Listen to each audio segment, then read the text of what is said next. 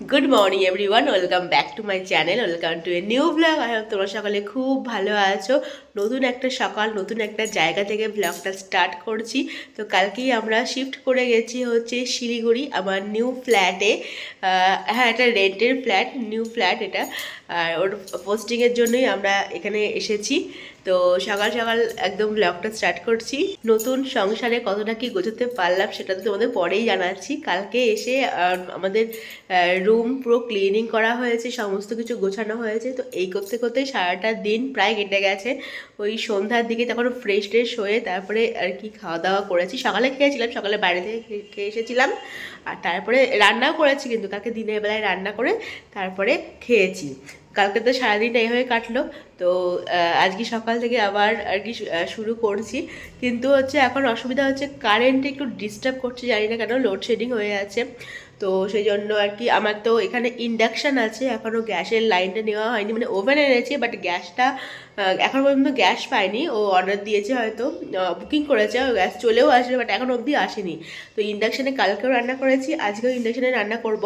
কিন্তু কারেন্টের জন্য এখন অবধি করে উঠতে পারছি না। কারেন্ট গিয়েছে জানি না, বারবার আসছে আর যাচ্ছে, আসছে আর যাচ্ছে। তো এখন অবধি রান্না করে উঠতে পারিনি। তো জোগাড় জানতে আর কি করে রেখেছি, কারেন্টটা আসলেই তারপরে রান্নাটা বসিয়ে দেবো। কী বলতো, আসছে আবার চলে যাচ্ছে, তো ওই জন্য একটু ডিলে করছি। আর ও তো সকালবেলায় উঠে ফ্রেশ ট্রেশ হয়ে খাওয়া দাওয়া করে চলে গেছে অফিসে। আর দুপুরবেলায় বললো যে ঠিক নেই, দেখি কি করব, আসতেও পারি না আসতেও পারি খেতে।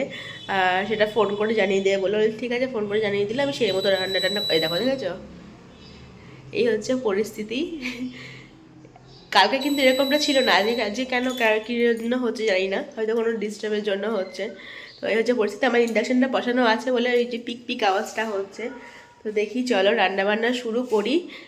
যেই রান্নাঘরে আমি যাচ্ছি, ইন্ডাকশান অন করছি, কারেন্ট চলে যাচ্ছে, এই হচ্ছে। তারপরে তোমার এই যে মোটামুটি গোছানো হয়ে গেছে এখানে তোমার নতুন চাদর টাদর পেরে একদম সোফা কাম বেড রেডি।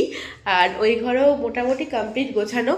একটু আর কি আমার একটু বাকি আছে গোছাতে। তো চলো, কারেন্টটা যখন এসেছে একটু বসিয়ে দিই। না, এখনও অবধি আমি রান্না করে উঠতে পারলাম না, কারেন্ট নেই, চলে গেছে আবার। তো এই ইন্ডাকশানে না এই ভরসা, কখন কারেন্ট থাকবে কখন থাকবে না, যতক্ষণ না গ্যাসটা ঠিক হচ্ছে ততক্ষণ অবধি কিছুই করা যাচ্ছে না। তো দেখা যাক, একটু ওয়েট করি, ওয়েট করা ছাড়া তার কোনো কাজ নেই। আজকে ওই বৌদিরাও আসবে। আমি যখন শিলিগুড়িতে এসেছিলাম তখন তোমরা দেখেছিলে আমরা একটা দাদা বৌদির বাড়িতে আর কি উঠেছিলাম। তো সেই বৌদিরাও আজকে এখানে আসবে ঘুরতে। তো ওই হয়তো 1:30-2টোর দিকে এরকম টাইমে আসবে। এই জাস্ট সকালবেলায় কথা হলো ফোন করে। তো প্রথমত হচ্ছে, যেহেতু প্রথমবার আসছে, তো একটু আর কি টিপটপ করে গুছিয়ে টুছিয়ে রাখবো ভাবছি। আর সুন্দর করে যতটা পারা যায় আর কি। তার আগে সব কাজ, সমস্ত কাজ সেরে ফেলতে হবে, এই কারেন্টের জন্য আমার সব গণ্ডগোল হয়ে যাচ্ছে।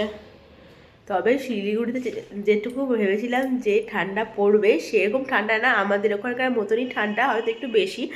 আর আমাদের ওখানে তো সকালবেলা কিছু গায়ে নিতে হতো, বা দেখো আমি এখানে কিছুই এখনও গায়ে নিইনি, এমনি থাকা যাচ্ছে মোটামুটি। আর সামনে একটা জানালা আছে, এই যে বেশ বড় সড়ো একটা জানালা আছে, এই জানালা দিয়ে না বেশ সুন্দর রোদ আসছে। এই যে আমার মুখে দেখো ছটাও পড়ছে। তো এই জানালা দিয়ে সুন্দর রোদ আসছে। আমি সকালবেলা উঠে সব জানালাগুলোকে খুলে দিয়েছি, ওই ঘরের জানালা, এই বারান্দার জানালা সব খুলে দিয়েছি। এটা দিয়ে সুন্দর রোদ আসছে। ব্যালকনিটাতে না বেশি রোদ লাগে না, খুব কম রোদ আসছে ব্যালকনিটাতে। তো জামা কাপড়গুলো শুকোতে একটু লেট হচ্ছে, কিন্তু এমনি এটা দিয়ে বেশ সুন্দর রোদ আসছে, বেশ খোলামেলায় আছে ফ্ল্যাটটা। স্নান টান তো অনেকক্ষণই হয়ে গেছে। আর দেখো, বৌদিরাও এসেছে, এই যে অনেক দিন পর দেখা, আবার আমার বিয়ের পর প্রথম দেখা। তো এখন আমরা আবার চা খাচ্ছি। আর লুকোচ্ছিস কেন? আর এখনই আর কি এটা ইলেকট্রিকটা ঠিক হলো, এখনই ওই জন্য আমি সকাল থেকে এই মুড়ি টুড়ি খেয়েছিলাম, এখন সবার সঙ্গে বসে চা খাওয়া হচ্ছে। এই যে আমাদের লাঞ্চ হবে আজকে, লাঞ্চটা বাইরে থেকেই, এই যে চিকেন বিরিয়ানি নিয়ে এসেছে ও।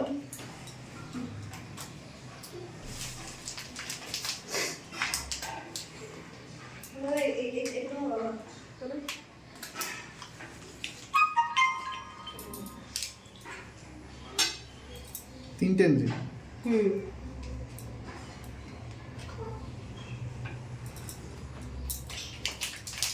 আমাদের তো অনেকক্ষণ লাঞ্চ হয়ে গেছে, এখনো বিকেল হতে চললো। তো বৌদি তো আজকে ভেজ, বৌদি বিরিয়ানি খায়নি। তো বৌদির জন্য মুড়ি মাখবো আর হচ্ছে চা করব। তারপরে আমাদের দাদাও আসবে, কিছু বানানো যায় নাকি, কিছু বানানোর ইচ্ছা আছে, দেখা যাক। চলো চাটা করি আর মুড়িটা মাখি।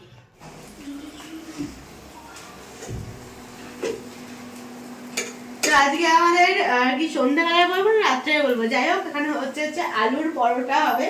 আলুর পরোটা হবে, তার সঙ্গে হবে চাটনি। তো বৌদি এখানে করছে আলুর যে পুরটা সেটা করছে, আর ময়দা মাখা হয়ে গেছে, ময়দা মেখে ঢেকে রাখা হয়েছে, আর মিষ্টি এনেছে। তো আলুর পরোটা, চাটনি আর মিষ্টি খাওয়া দাওয়া হবে। ওকে দেখো কি করছে।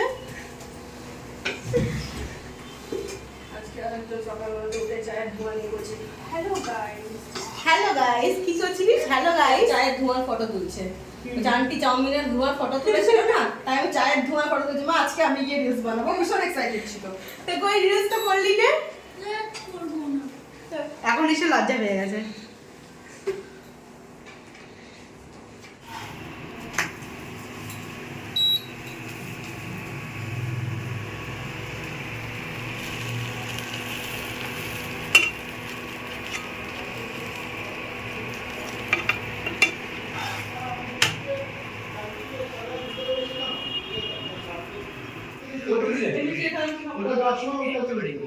ঠিক আছে হিমানিশ, হিমানিশ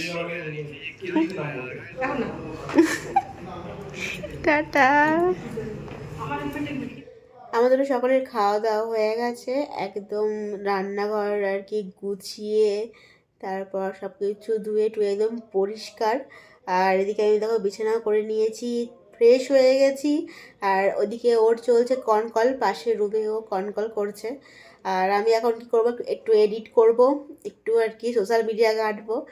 আর কিছু হয়তো আমার যেন ছবি পোস্ট করা হচ্ছে না, মানে ছবি পোস্ট করব সেই সময়ে হচ্ছে না, ভ্লগও এডিট করতে দেরি হয়ে যাচ্ছে। তো এই কদিন একটু হবে, কারণ সব কিছু সেট আপ করতে গিয়ে তো আর কি একটু আর কি এদিক ওদিক হয়ে যাচ্ছে। যাই হোক, আজকে একটা ব্লগ এডিট করব, কালকে আপলোড দেব। তো এই যে শুয়ে পড়েছি একদম।